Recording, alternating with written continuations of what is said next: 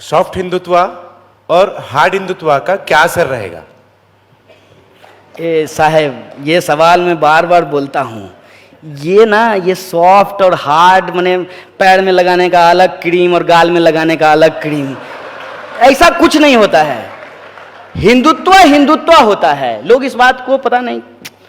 ये एक ट्रैप है सर, और ये ट्रैप जो है खुद रूलिंग क्लास के द्वारा हमारे सामने बिछाया गया है कि ये ट्रैप हम ऐसे चलें कि हमको शशि थरूर जो है वो सॉफ्ट हिंदुत्व दिखे और मोदी जी जो है वो हार्ड हिंदुत्व दिखे। ये ट्रैप है। मैं बार बार कहता हूं कि हिंदुत्व का हिंदुइज्म से कोई लेना देना नहीं है। हिंदुत्व का हिंदू धर्म से कोई लेना देना नहीं है। वो सिर्फ और सिर्फ हिंदू धर्म के सिंबल का इस्तेमाल करता है अपने पॉलिटिकल पावर को कैप्चर करने के लिए, और सोसाइटी के भीतर जो इनइक्वालिटी है, जो इकोनॉमिक इनइक्वालिटी है और दूसरे तरीके के जो इनइक्वालिटी है, उसको टिकाए रखने के लिए वो हिंदुइज्म के सिंबल का इस्तेमाल करता है। फॉर एग्जाम्पल मैं आपको बताता हूं, योगी जी जो हैं वो भगवा पहनते हैं। भगवा रंग जो है वो बीड़ों का रंग होता है।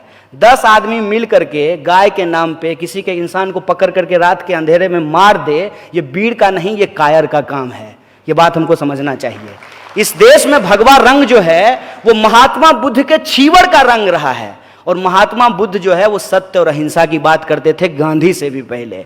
इस देश में भगवा रंग जो है वो संभाजी महाराज और साहू जी महाराज का रंग रहा है, वो वीर शिवाजी का रंग रहा है, और ये लोग जो है उस भगवा रंग का इस्तेमाल करके उस सुर्ख रंग की बात जो है वो इस्लाम में भी की गई है। सुर्ख रंग को बहुत ही बेहतरीन रंग माना गया है। इन रंगों और प्रतीकों का इस्तेमाल करते हैं वो अपनी नाकामी छुपाने के लिए। और योगी जी की चर्चा हुई तो एक बात हमको बता दीजिए।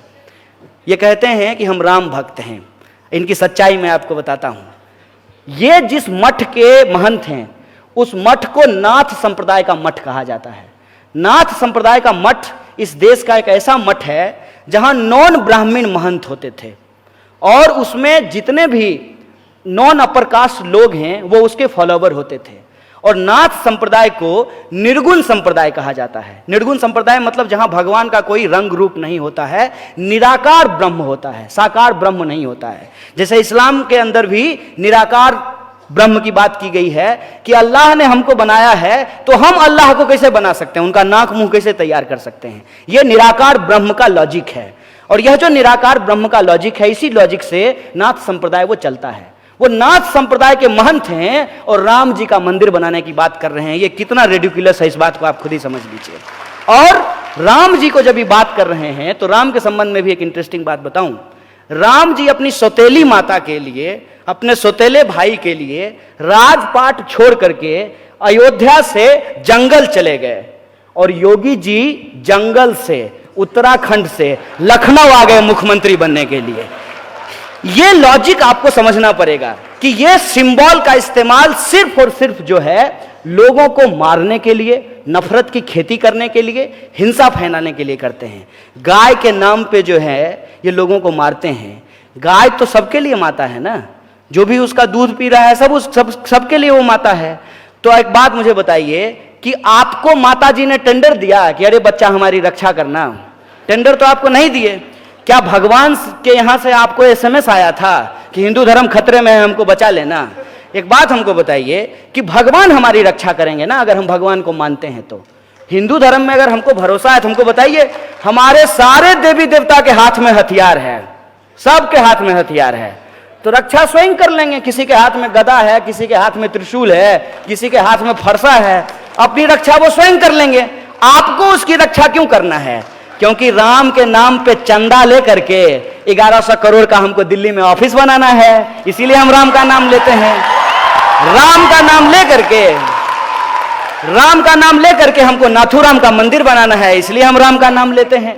ये जो साजिश है, इस साजिश को आप समझिए। सॉफ्ट हिंदुत्व और हार्ड हिंदुत्व कुछ नहीं होता है, ये एक माया जाल है। और ये माया जाल इसलिए क्रिएट किया गया है कि इस माया जाल में आप फंसिए। सांप जो है ना जहरीला होता है, छोटा सांप हो या बड़ा सांप हो, बच्चा सांप हो या बड़ा सांप हो, काट लेगा तो मर जाइएगा। इसमें सॉफ्ट और हार्ड करने का क्या जरूरत है? और इंटरेस्ट, आखिरी बात मैं इस संबंध में बोल दूं कि ये ट्रैप इस तरीके से है कि आपको अटल बिहारी वाजपेयी की तुलना में आडवाणी जी हार्ड दिखेंगे, और आडवाणी जी की तुलना में आपको मोदी जी हार्ड दिखेंगे, और मोदी जी की तुलना में जो आपको योगी जी हार्ड दिखेंगे। अरे ये सब एक ही है, ये सब एक ही है, क्योंकि ये सब गुरु गोलवलकर का चेला है। और गुरु गोलवलकर ने इस देश के भीतर इनइक्वलिटी को जस्टिफाई किया है। महिलाओं को कोई राइट नहीं मिलना चाहिए, इसको जस्टिफाई किया है। दलितों को सेवा करना चाहिए, इसको जस्टिफाई किया है। इस बात को आप समझिए। इसीलिए इनके विचार मनुस्मृति के विचार हैं, और इनके विचारों को मानने वाले लोग, यहां कंफ्यूज मत होइएगा, वो किसी भी झंडे के नीचे पाए जा सकते हैं। और जब मैं किसी भी झंडे की बात कर रहा हूं, मतलब किसी भी झंडे के, किसी भी रंग के झंडे के नीचे आपको पाए जा सकते हैं। यह विचारधारात्मक लड़ाई है, आमने सामने की लड़ाई है। एक तरफ सावरकर के लोग हैं, दूसरे तरफ अंबेडकर के लोगों को इकट्ठा होना पड़ेगा, यह लड़ाई है।